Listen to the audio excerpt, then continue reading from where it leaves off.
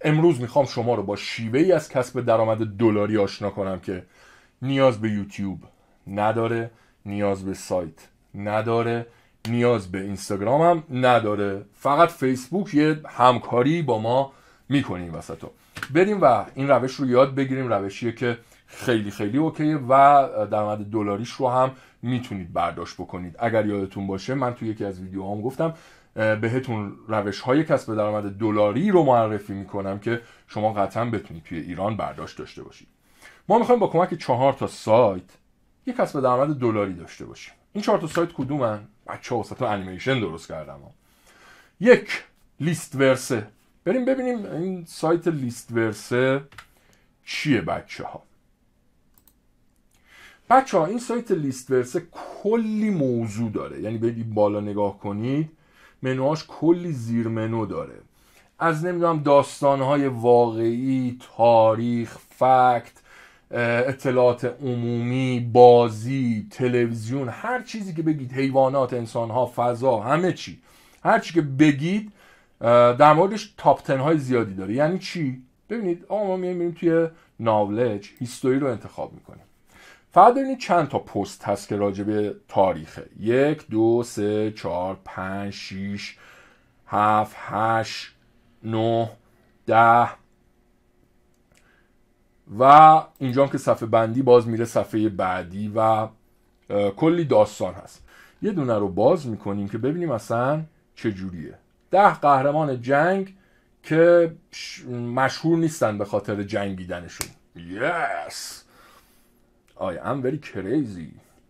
خب بچه ها ببینید اومده این که عنوانشه، اومده حالا 10 نفر رو معرفی کرده که از قهرمانای جنگ بودن، حالا یا جنگ جهانی اول یا جنگ جهانی دوم یا جنگ ویتنام، هرچی. و اینجا هم توضیح داده که واسه چی مثلا به این عنوان ازشون یاد شده، واسه چی تو این مقاله اومدن و اطلاعات عمومی خیلی خوبی به ما میده و همش هم به صورت تاپ 10 بچه ها. یعنی اگر خواستین حالا تو یوتیوب یه کانال تاپ 10 هم بزنید میتونید از این استفاده کنید. حالا حتما ویدیوشو براتون آپلود خواهم کرد. این از این. خب پس ما تا الان اینو داریم. خب عرفان این به چه دردمون میخوره؟ بچه ها بیاین و این شارژ گوشی داره تموم میشه، باید سریع بگم. بچه ها بیاین و این خط اول رو، این پاراگراف اول رو کپی میکنیم، اینو برای خودمون نگه میداریم. اوکی این از این. اینو کپیش میکنیم پس واسه خودمون نگه میداریم. دومیش فیسبوکه بچه ها. دومیش فیسبوکه. از فیسبوک چه استفاده میتونیم بکنیم؟ آقا چرا زدی بعدیش بیاد؟ من خواستم سورپرایز کنم بچه ها. فیسبوک ما میریم یک صفحه درست میکنیم بچه ها، باید خارجی باشه. یعنی میخوایم توی یک فضای خارجی فعالیت بکنیم. اصلا نگران نباشین اگه زبانتون مثل من خوب نیست، نیاز نیست هیچ گونه چیزی به زبان داشته باشین، هیچ گونه تسلطی به زبان داشته باشید. بیاید براتون تعریف میکنم. میایم اینجا یه یوزر نیم میسازیم، یه اکانتی درست میکنیم و میریم داخل اون یه پیج درست میکنیم بنا به علاقه‌ای که داریم. اینجا آقا به تاریخ علاقه داریم، تاریخ. به موزیک علاقه داریم، موزیک. فرهنگ عمومی علاقه داریم، فرهنگ عمومی. هنر علاقه داریم، هنر. هر چی. به علمی علاقه داریم، انسان، هر چی. انیمال، اسپیس، هر چی آقا، هر چی. دیگه همه رو نخونم دیگه، این منو رو نخونم. یه شاخه رو انتخاب میکنیم. مثلا تصور کنید که ما به تاریخ علاقه داریم. تاریخ رو انتخاب میکنیم و مثلا میگیم آقا یه پست که 10 تا قهرمان جنگی که مشهور نیستن به خاطر جنگیدنشون. اینم که کپی کردیم. میایم یه عکسی درست میکنیم، توی اولین مقاله اون پیج فیسبوکمون میذاریم اون عکس رو. یه عکسی که مرتبط باشه به جنگ. میتونیم عکس این 10 تا رو برداریم کنار هم بذاریم، میتونیم یه عکس از یک جنگ جهانی یا دوم یا اول رو برداریم بذاریم، فرقی نمیکنه. و این عنوان نویسی رو انجام میدیم. یعنی با فتوشاپ یه کاور میایم واسش درست میکنیم. اینو میذاریم. خیلی ببخشید. میایم اینو کپی میکنیم. نفر دهمو کپی میکنیم، متنشو توی اون مقاله فیسبوکمون میذاریم. نفر نهم همینطور.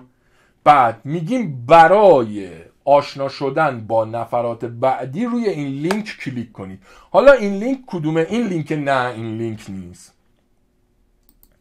ما این لینک رو کپی میکنیم بچه ها، این لینک رو کپی میکنیم میام توی سایت شرینک می. آقا اصلا اگه انیمیشن اینو نشون ندم دیگه ناراحت میشم. حالا راجع به مدیوم هم صحبت میکنیم. میام تو سایت شرینک می. تو سایت شرینک می اول ثبت نام میکنیم و بعد میایم وارد داشبوردمون میشیم. من قبلا ثبت نام کردم، ثبت نامم رایگانه. زدم رو داشبورد، آره زدم. میایم روی وارد داشبوردمون میشیم و میایم توی این قسمت نیو شورتن لینک، اینو میزنیم، لینک رو اینجا میذاریم، اوکیه، اون لینک مقاله رو اینجا میذاریم، این شورتن رو میزنیم، یک لینک کوتاه به ما میده. حالا این لینک کوتاه رو میذاریم توی فیسبوکمون. حالا افرادی که روی این لینک کلیک کنن برای ما درآمدزایی ایجاد میکنه. عرفانی گفتی تو ایران میشه؟ بله، توی ستینگ پروفایل شما میتونید پولتون رو از طریق حساب پیر برداشت کنید که پیر راحت میتونید توی ایران ثبت نام بکنید، همینطور از پرفکت مانی که هر دوتاشو راحت توی ایران میتونید ثبت نام بکنید و شماره حساب داشته باشید. این از این. خب خدمتتون عرض کنم که یه بار دیگه توضیح بدم بچه ها.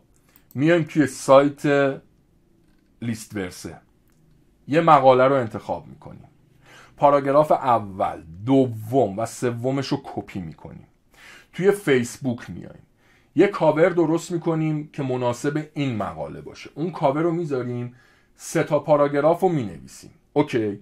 حالا مینویسیم ادامه در لینک زیر. لینک زیر کدومه؟ این لینک رو برمیداریم، اینو برمیداریم، میایم توی سایت شرینک می، توی این قسمت نیو شورتن لینک اینجا وارد میکنیم. واه چرا وارد نمیکنه؟ کپی کردیم اصلا. کپی، بله، اینجا وارد میکنیم، شورتن رو میزنیم، یک لینک به ما میده.